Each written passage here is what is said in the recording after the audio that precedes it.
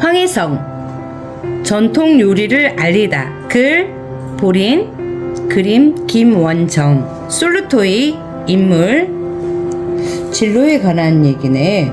요리 연구가 교환 올스토리. 우리 전통 요리는 참 맛있어. 전통 요리를 지켜온 사람이 없었다면 맛볼 수 없었을걸. 우리의 전통 요리를 널리 알리고 연구한 황혜성의 이야기를 들어봐. 황혜성 전통 요리를 알리다. 날씨가 참 좋은 날이야. 곱게 차려입은 아가씨가 힘들게 언덕길을 올라가고 있었지.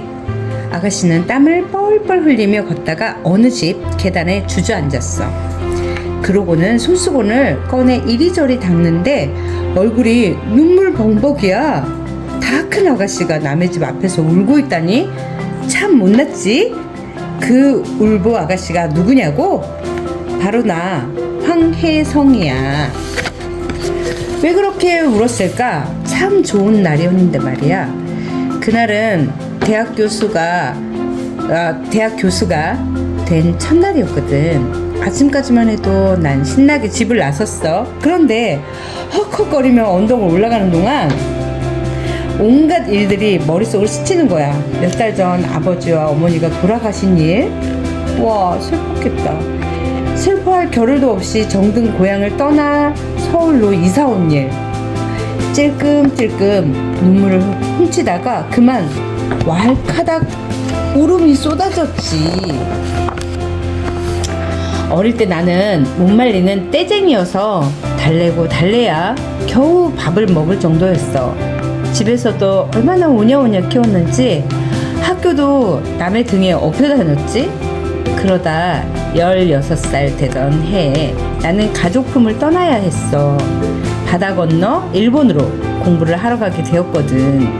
낯선 곳에서 혼자 힘으로 살아가야 했으니 떼쟁이 버릇도 그 길로 끝이었지. 나는 일본 사람 집에 살면서 그 집 아이도 돌보고 요리도 도우며 조금씩 야무진 아이가 되었어.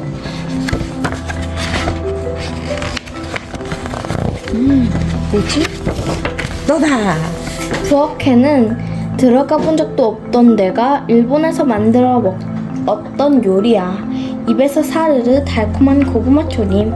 1번 고구마를 먹기 좋게 잘라서 물에 잠깐 담가놔. 2번 냄비에 고구마가 다 잠길 만큼 물을 붓고 꿀이나 설탕을 적당히 넣어서 약한 불에 끓여.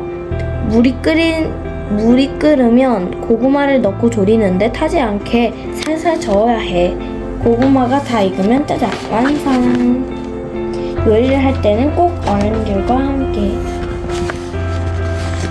고향으로 돌아온 나는 고등학교 선생님이 되었어. 처음 학교에 갔는데 어쩜 좋아. 나보다 나이 많은 학생들이 수두룩해. 어찌나 떨리던지. 다행히 학생들은 나를 잘 따랐고 나도 학생들을 가르치는 일이 즐거웠어. 아버지와 어머니도 나를 몹시 자랑스러워 하셨지. 그런데 갑자기 부모님이 돌아가신 거야. 동생과 함께 서울의 작은 집으로 이사해서 짐을 푸는데 옛날 생각이 나서 참 많이 울었어. 음식이 가득한 광으로 들어가 홍시랑 포도랑 맛난 걸 꺼내주시던 어머니 생각이 났거든. 광은 집안 살림에 쓰는 온갖 물건을 넣어두는 곳을 말해요. 하지만 나는 이제 떼쟁이 철부지가 아니야. 나는 눈물을 훔치며 자리에 일어나 언덕 꼭대기에 있는 학교까지 걸어 올라갔어. 그런데 얼마 후 학장님 말에 나는 그만 눈물이 눈앞이 캄캄해졌어.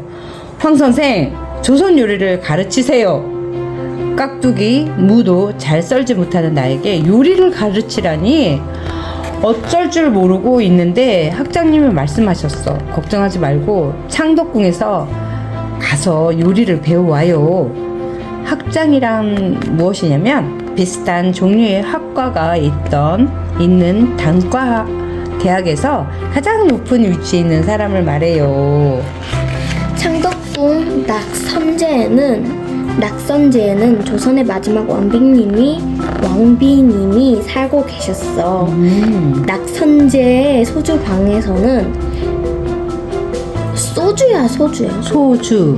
소주 방에서는 왕비님을 위해 매일 정성껏 음식을 만들었지. 소주방이 뭐냐고? 소주방은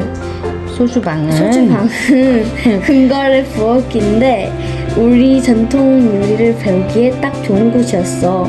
나는 문턱이 닳도록 낙선제 소주방을 드나들며 조선의 마지막 주방 상공인 한일순 상공 마마님도 만났지.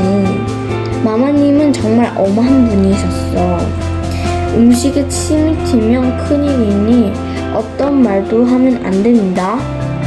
상냥한 가르침은커녕 눈길조차 주지 않으셨지.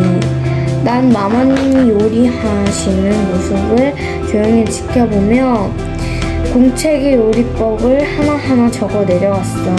상궁은 궁궐에서 왕이나 왕비 등을 모시는 사람 말이에요. 소주방은 궁궐에 있는 식당이었구나. 그런데 나도 처음에는 참 솜씨가 없었는지 마마님이 만드셨던 요리를 집에서 해보면 영 안 되는 거야. 나박김치를 만들면 아무 냄새도 안 나. 원래 나박김치에서는 맛난 냄새가 솔솔 나는데 말이야. 다른 재료를 쓴 것도 아니고 똑같은 재료로 담근 김치인데 도대체 왜 그럴까? 나박김치뿐만 아니야.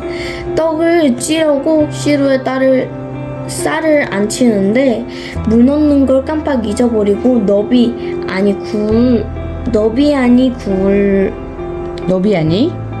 굴 고기를 썰 때도 빼뚤. 그래도 난 정말 열심히 했어. 낙선제에서 배운 요리는 무슨 일이 있어도 집에서 다시 만들어 보았지. 나박김치? 물을 가지고 만든 김치인데 국물이 많으면서도 맵지 않게 만들어요. 너비 아니? 얇게 저민 쇠고기에 양념을 해서 구워먹는 요리예요. 맛있겠다. 배고파. 어설프던 내 요리 솜씨도 시간이 갈수록 나아졌어. 그저 학생들을 가르치기 위해 배우는 게 아니라 곱고 맛있는 전통 요리가 정말로 좋아진 거야. 더 많은 전통 요리를 알고 싶고 내 손으로 직접 만들어 보고 싶었지. 그래서 한상궁 마마님 낙선제에 안 오시는 날에는 마마님이 사시는 곳까지 찾아가 요리를 배웠어. 마마님도 요리법을 차근차근 알려주셨어. 열심히 배우려는 내 모습에 마음을 열기 시작하신 거야. 그러는 동안 나에게는 아주 특별한 일이 생겼어. 떼쟁이 꼬마가 어느새 결혼을 하고 아이를 낳아 엄마가 된 거지. 1950년 6월 25일 6.25 우리나라에서 전쟁이 일어났어.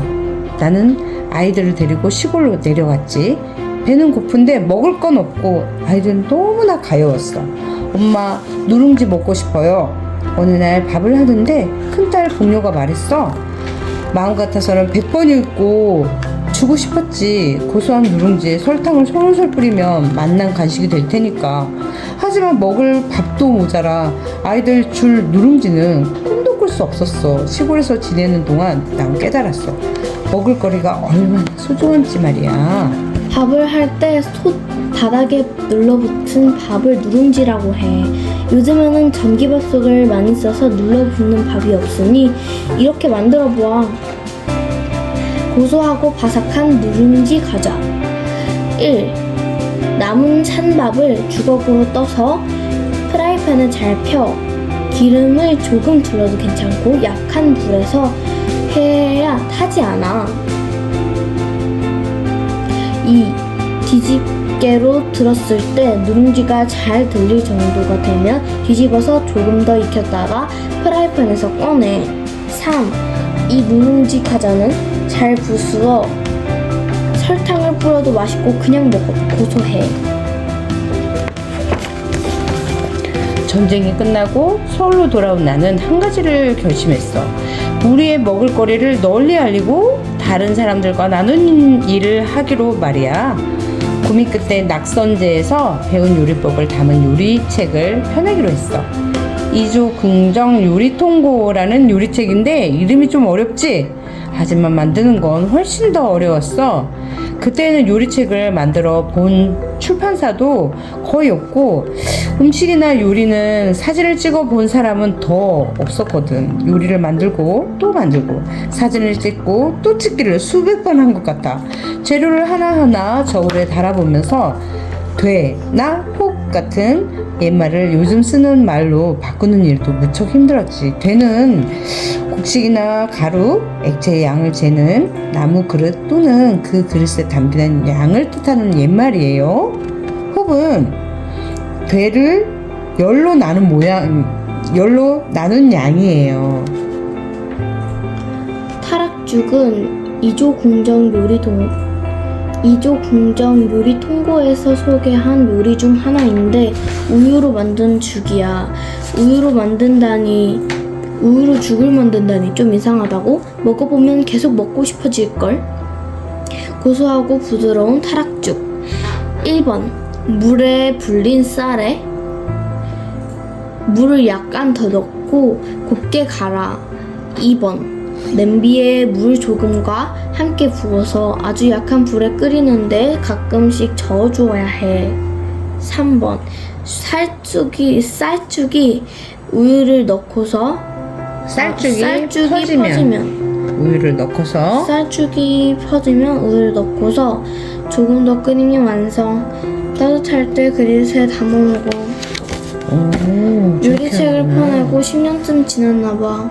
어느 방송국에서 전화가 왔어. 선생님, 방송에서 요리를 만들어보면 어떨까요? 그거 왜 하는 건데요? 어떻게 하는 건데요? 내가 되물었더니 그 대답이 참 기가 막히지 뭐야. 저도 처음이라 잘 모르겠습니다. 그랬구나. 모른다면서 어떻게 요리 방송을 만들겠다는 건지. 하지만 더 기가 막힌 건 내 대답이었어. 뭔지 모르겠지만 일단 한번 해봅시다. 방송에서 요리를 만들면 많은 사람들이 보겠지?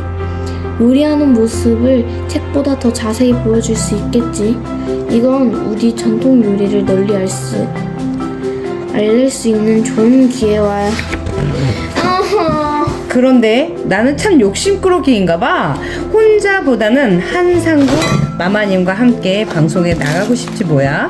전통 요리를 지켜오신 마마님을 세상에 알리고 싶거든. 그래서 꼭 같이 나가야 한다고 때를 썼지. 알지? 나 어릴 때 떼쓰기 대장이었던 거. 음식도 2가지를 만들려고 하면 난 3가지를 만들었어. 전통 요리를 조금이라도 더 많이 알리고 싶었거든. 방송을 하면서 가장 좋았던 게 뭔지 아니? 전통 요리도 쉽게 배울 수 있다는 생각이 널리 퍼지고 전통 요리를 좋아하는 사람들이 많아졌다는 거야. 방송이 참 중요하다. 나는 전통 요리가 사람들의 관심을 끌면 끌수록 연구하고 지키려는 사람들이 늘 거라고 생각했어. 그래서 요리책도 펴내고 방송도 하면서 전통 요리를 알리는 일이라면 뭐든지 했어. 그런데 영 뜻대로 되지 않는 일도 있었어. 바로 전통 요리의 꽃, 궁중 음식을 문화재로 만드는 일이었어. 문화재가 되면 나라에서 앞장서서 연구하고 지켜내겠지만 문화재로 인정받지 못하면 점점 잊혀져 버릴지도 모르거든. 문화재라고 하는 것은 조상들이 남긴 것 중에서 가치가 높아 나라에서 보호하는 것을 말해요. 문화재 정말 멋지다. 하지만 아무리 말해도 사람들은 귀담아 듣지 않았어.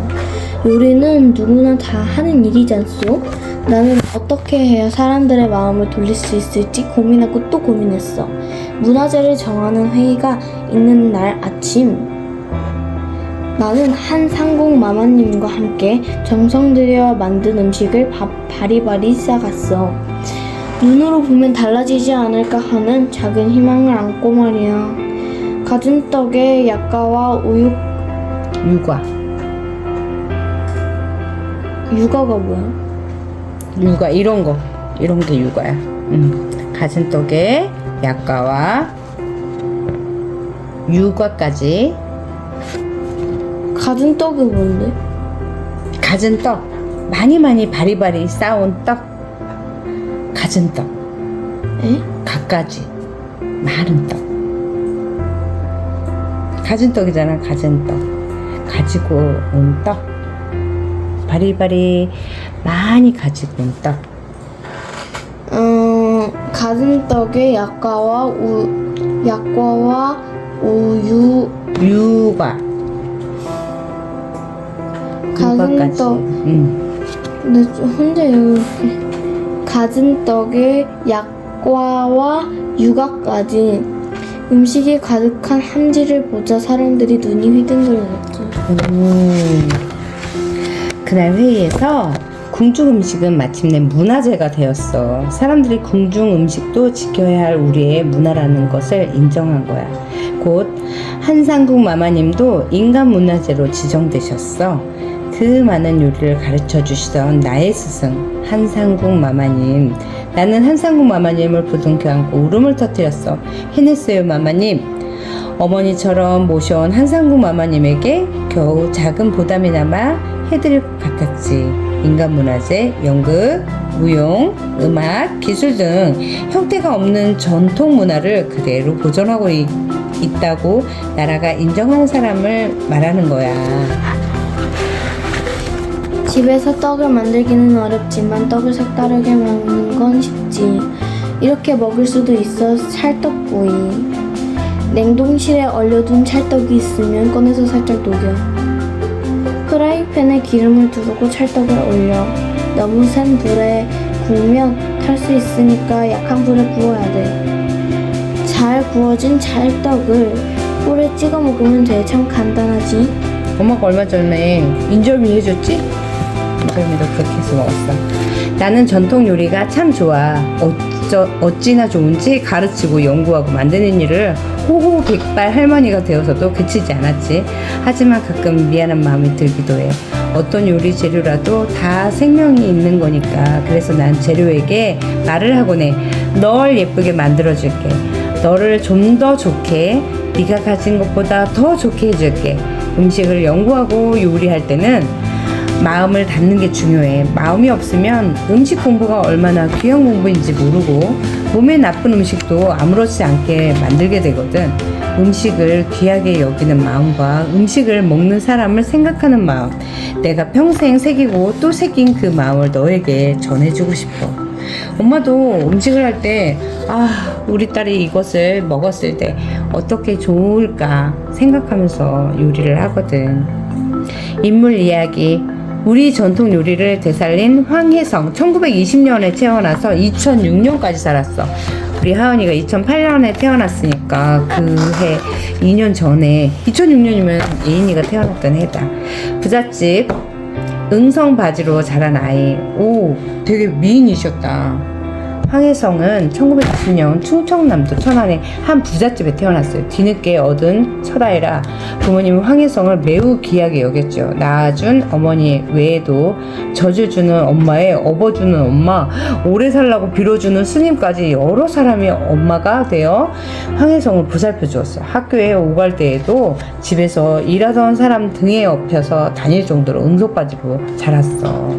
어린 시절 가족 사진도 훌륭하다. 어린 선생님. 황혜성의 어머니는 딸이 빨리 글도 깨치고 숫자도 익히길 바랐어요. 그래서 황혜성은 7살도 안 되어 학교에 다니기 시작했지요.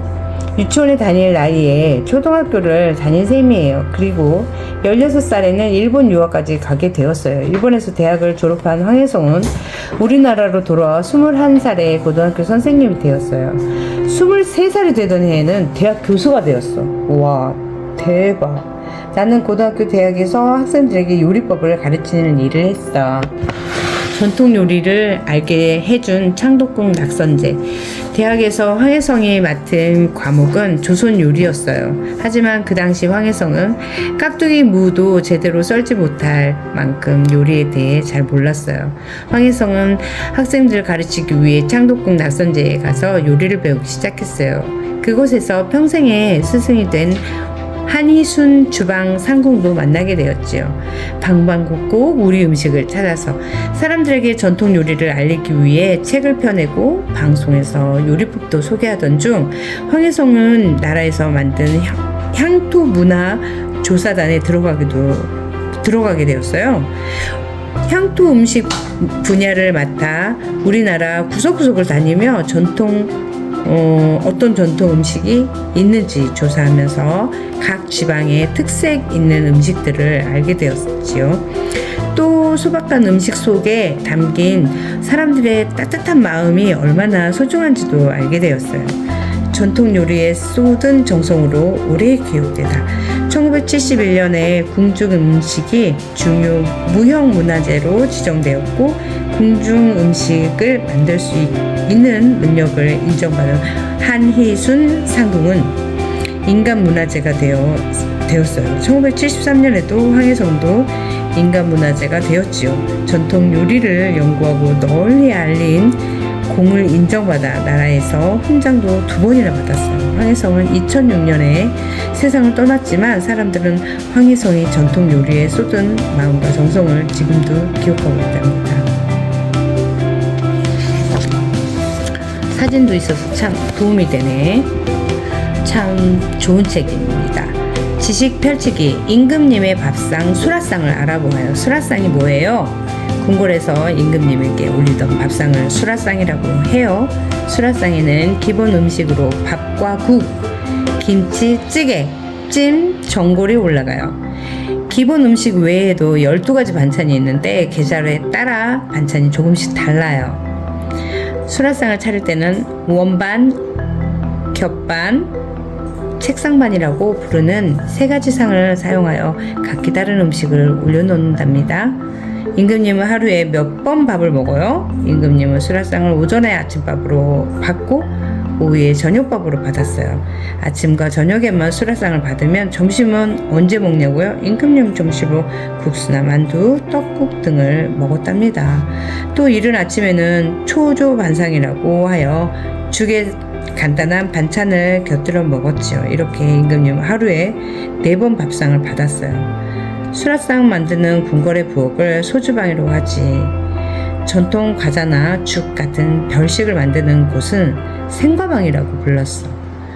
조선시대의 요리책을 살펴보아요. 최초의 한글 요리책 음식 디미방.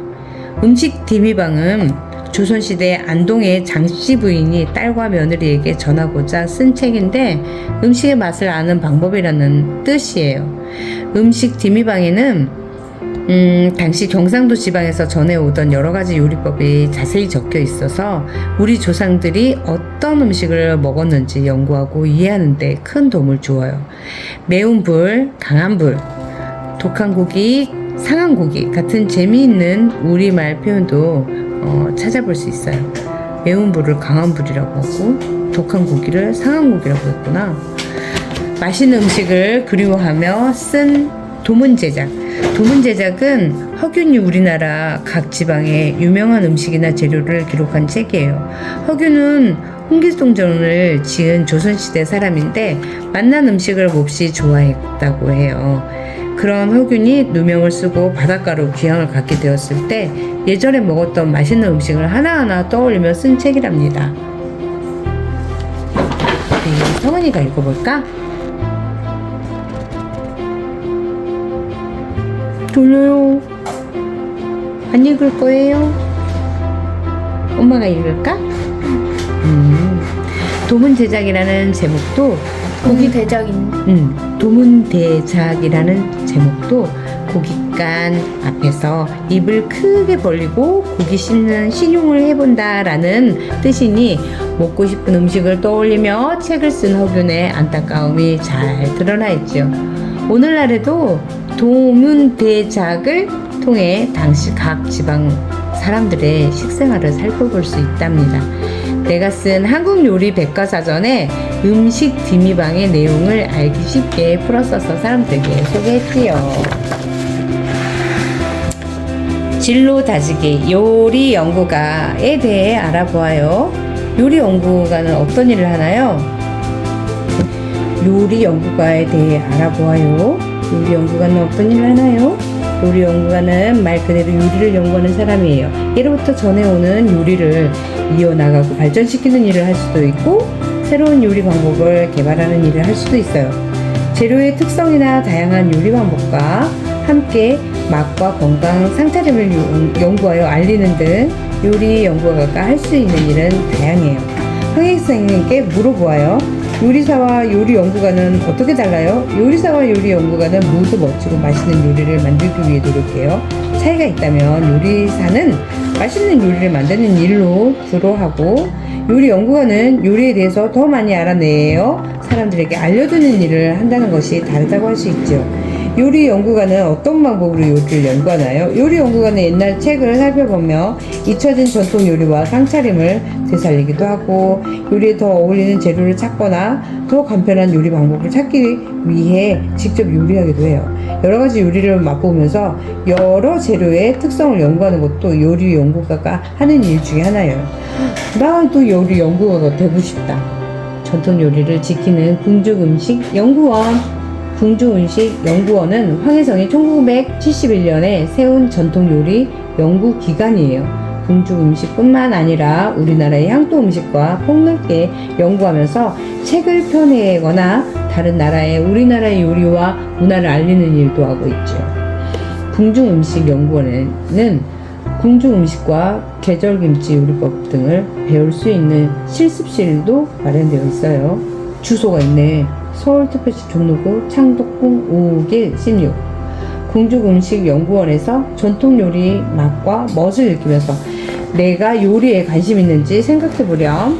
자, 여기 마지막이야. 우리 성은이가 읽어볼까? 요리 연구가가 되려면 어떻게 해야 될까요? 요리를 맛보고 연구하려면 예민한 미각이 필요하고 다양한 요리에 관심이 있어야 돼요.